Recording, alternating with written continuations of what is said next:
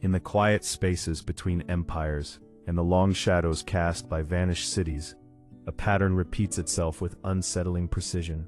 Civilizations do not always fall to the sword or the plague. Sometimes they collapse under the weight of their own intricate designs.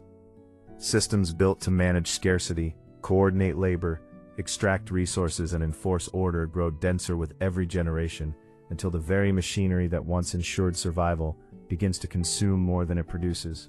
The collapse does not announce itself with trumpets. It arrives as a subtle friction, a delayed response, a decision that once worked and now fails. Across centuries and continents, the same quiet mechanism has undone kingdoms, republics, and entire ways of life. What follows is not the story of a single disaster, but of a recurring human process, the moment when complexity, once a solution, becomes the problem no one can afford to dismantle.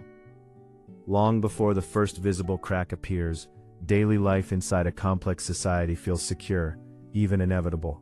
Markets hum with specialized trades, roads and canals move goods across distances once unthinkable, officials record harvests, settle disputes, and schedule labor with an efficiency that earlier generations could not have imagined. Temples or administrative halls rise as symbols of coordination. Families plan seasons around calendars issued from distant centers. Children learn crafts refined over centuries. The ordinary person experiences the system as background, like weather or the turning of the year. Grain arrives, water flows through aqueducts, laws are enforced. The machinery is so familiar that few pause to ask what it costs to keep running. Yet every layer of specialization, every new office, every additional ritual of verification adds a small demand on energy, attention, and trust. Those demands accumulate out of sight, while the surface of life continues to look ordered and permanent. The earliest warning signs rarely look like danger. They appear as minor inefficiencies, slight delays, or the need for yet another committee, another tax adjustment, another layer of oversight. A harvest shortfall is met with more detailed reporting rather than simpler distribution. A border tension prompts the creation of new administrative districts instead of leaner command. Corruption is answered with additional inspectors who themselves require supervision. Each fix seems rational in isolation. No single official sees the whole ledger of costs. The system grows thicker, more interconnected, more dependent on continuous inputs of surplus energy and compliant labor. People notice that requests take longer, that rules multiply, that the distance between problem and solution has lengthened. Still, the overall structure holds. Confidence remains high because the alternative, simplicity, feels like regression. Complexity has become the only language in which problems are allowed to be solved. Tension rises when the returns on that complexity begin to diminish. The same investment of grain, labor, or silver that once produced clear gains now yields smaller results. Roads require more maintenance relative to the trade they carry. Bureaucracies expand faster than the territories they administer. Military forces grow expensive, while the frontiers they protect become harder to hold. Information travels through longer chains and arrives distorted. Local knowledge is subordinated to distant formulas that no longer match local conditions. Elites trained inside the system continue to prescribe more of what has always worked. More regulation, more hierarchy, more extraction, because those tools define their expertise. Ordinary people feel the pressure first as heavier obligations and thinner margins. Rituals that once bound communities now feel hollow. The sense of shared purpose frays, yet the formal institutions remain intact, and the language of continuity is still spoken in the halls of power. Key decisions accelerate the descent. Leaders facing shortfalls choose to intensify complexity rather than reduce it. New taxes are levied to fund expanded offices. Specialized roles multiply to manage the effects of previous specialization. Crises are met with emergency measures that never expire. Diplomatic networks grow denser even as trust among partners erodes. Military campaigns are launched not only for security but to justify the apparatus that sustains them. Each choice is defensible within the logic of the existing order. Each choice also deepens the mismatch between the energy the system consumes and the energy it can still extract. The people who might propose simplification are rarely positioned to be heard. Those who benefit from the current density of roles have little incentive to dismantle what elevates them.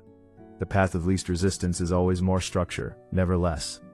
The system begins to fail not with a single catastrophe, but with cascading small breakdowns.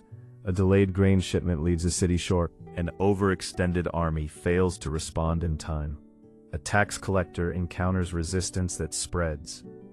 Administrative records grow so elaborate that they obscure rather than clarify the true state of resources. Communication lines that once coordinated action now transmit conflicting instructions. Local solutions emerge in the gaps: barter, informal alliances, quiet non-compliance. But these improvisations are treated as threats rather than adaptations. The center responds by tightening control, which further increases the cost of coordination. Trust, the invisible lubricant of any complex arrangement, thins. People begin to act as if the future of the system is shorter than the future of their own households. That shift in expectation is itself a form of collapse, even before walls fall or emperors flee. Human consequences unfold in the spaces where the old routines no longer deliver. Families that once planned around reliable calendars face uncertainty about food and safety. Specialists trained for narrow roles discover their skills have little value when the networks that supported them fray. Urban centers, dependent on continuous inflows, empty as people return to simpler subsistence. Violence increases not always from invaders, but from the redistribution of scarcity among former neighbors. Rituals that once marked shared identity lose their force. The elderly remember a time when the system still worked. The young grow up inside its failure and learn different survival strategies. Silence replaces the ambient noise of markets and processions. Fear is no longer an occasional visitor, but a constant companion in decisions about planting, traveling, or trusting a stranger. The social fabric does not tear all at once. It unravels thread by thread until what remains is local, provisional, and stripped of the grand designs that once seemed permanent. In the longer arc of history, the ruins of overcomplex systems leave more than empty monuments. They leave lessons written in the soil, the languages that survive, and the simpler societies that rise in the spaces left behind. Successor groups often discard the most elaborate institutions first, retaining only what can be maintained with local knowledge and modest surplus. Writing systems may simplify or disappear for a time. Long-distance trade contracts. Political units shrink to scales that can still be governed face-to-face. Yet the memory of the old complexity lingers as both warning and temptation. Later generations, facing new pressures, rebuild hierarchies and specializations, often without fully understanding the costs that previously proved fatal. The cycle does not repeat identically, but the underlying tension between the benefits of coordination and the burden of maintaining it remains constant. Collapse, in this light, is less an end than a forced reset, a moment when the accumulated weight of decisions becomes too heavy to carry forward. What haunts the study of these failures is the quietness with which they often begin, and the difficulty of recognizing the point of no return while one is still inside the system. The same tools that once solved problems continue to be applied long after their returns have turned negative. The language of progress and necessity continues to be spoken, even as the material foundation erodes. Individuals and groups act rationally within their immediate constraints, and the sum of those rational acts produces an outcome no one intended. The documentary record, tax rolls, correspondence, architectural remains, skeletal evidence of stress, reveals not sudden madness, but the slow logic of diminishing returns.